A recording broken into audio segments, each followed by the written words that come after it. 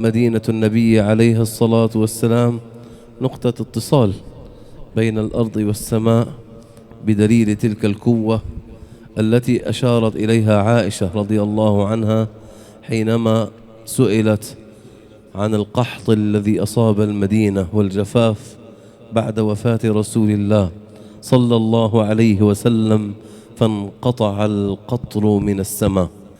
يا أم المؤمنين، إيش الحل؟ أعطينا حل.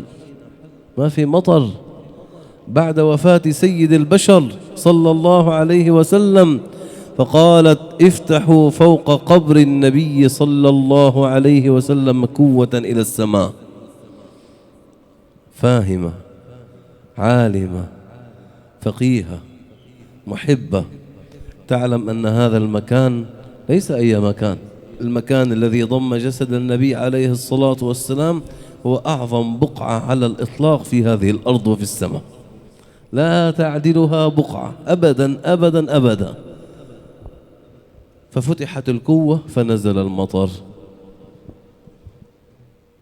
فتحت الكوة فنزل المطر.